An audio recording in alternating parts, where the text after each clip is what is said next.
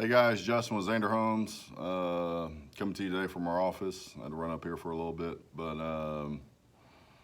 right now, kind of want to talk to you about obviously what's going on in the world, but also we're right here at the Easter holiday, and here in a couple, here Wednesday is the Passover, and I don't believe too much in coincidences, and I'm not laying anything before anyone, but think about it. The Passover celebrates the deliverance of the Jewish nation as slaves from Egypt, and anyways, they put the blood on the doorposts, they put it on the sides, and they put it on top of it.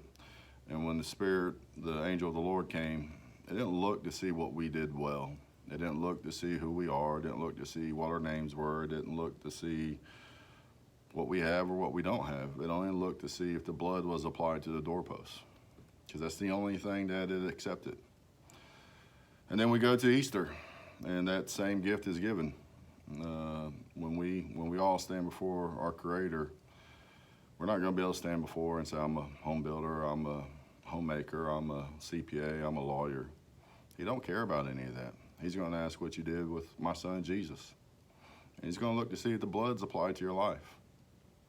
And I know this may be a little bit controversial, but we live in some controversial times right now, and I'm not doing it out of controversy. I'm doing this out of love and hope. Got my Houston Hope shirt on today. But also, too, I felt impressed the other day to use my platform to kind of share a little bit of my testimony as well, too. I'm going to try to summarize this in a kind of quickly, but anyways, I grew up in Ohio. Middletown, Ohio, great place, a lot of good people, and I can pretty much do anything with a ball. And but during those times, I just was like a lot of kids and just, did what I wanted to do. I joke around and say I shouldn't be able to make a decision until I was at least 24, but anyways, I just kind of did what I wanted to do. I ran around and did my own thing. I didn't grow up in church, even though probably middle school, high school, my dad actually became a pastor, and I didn't want anything to do with that. I questioned God and said, well, why this and why that? If people are supposed to be doing this and doing that, why are they doing this? And I had to get past that. It was a religious sect that hung Jesus on the tree. So, we're going to have that. And anyways, I just remember doing my own thing and just rejecting God. Didn't want to do anything with. Matter of fact, I was kind of angry at him, to be honest with you. And I remember, sports was my life. And I remember, just getting scholarships taken away from me. I remember the first phone call on a Saturday from Indiana State, taking the full ride away from me. And some other things, and I had some, really good interest and stuff like that. Still was able to go to college and play ball, and a great place, Austin P, a little 1AA school, but I was still running from God. Didn't want anything to do with God. I just didn't. I was going to do my own thing. And anyways, go down there, and I'm down there in Tennessee, and I'm going to start as a freshman. D1 football, I'm going to start as a freshman. I break my ankle. And it just kept spiraling. And I remember that first semester, coach called me in the office, Justin, you seen your grades? You want to go back to Middletown? What are you doing? No, grades ain't came out yet. And he shows me, and you guys wouldn't believe I had a .04 GPA. I went to one class, withdrew, and didn't go to anything else.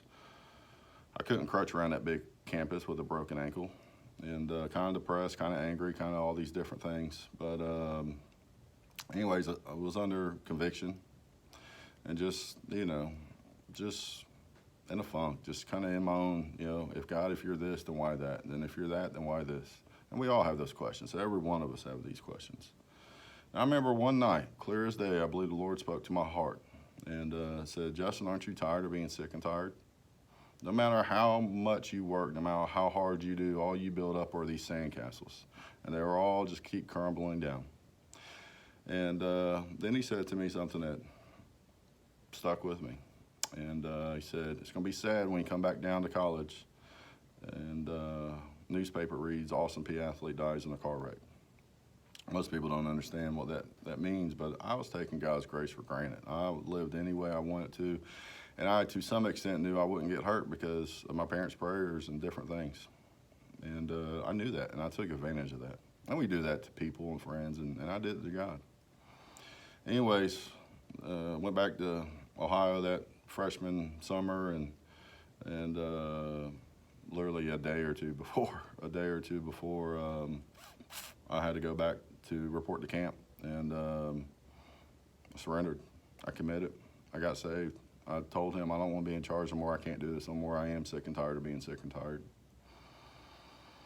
Speed up the story, kind of crazy. I told you guys the other day about getting flooded out. Got flooded out over Christmas break one time in our apartment, but so I was living with a buddy. And anyways, at that time I'm riding shotgun with him, and he's driving. We're going to Kroger, get some food or something. And anyways, we're just looking over and kind of casually talking. I look over, I see a fender bender right over here. And at that moment, the Lord hit me like a ton of bricks.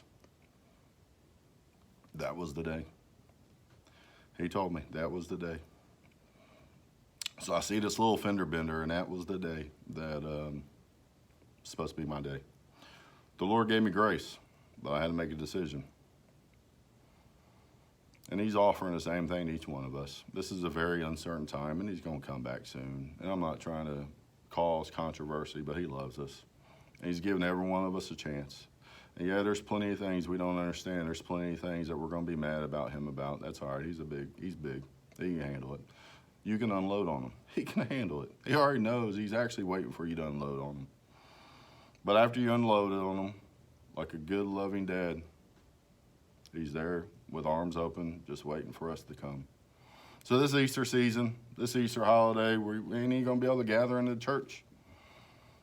I want you guys to go and get online and get with your family, get with your friends, and just look, Lord's going to use this just to kind of draw us to himself. Remember 9/11? As a nation, we kind of drew to him. And as things went back together, we drew apart from him.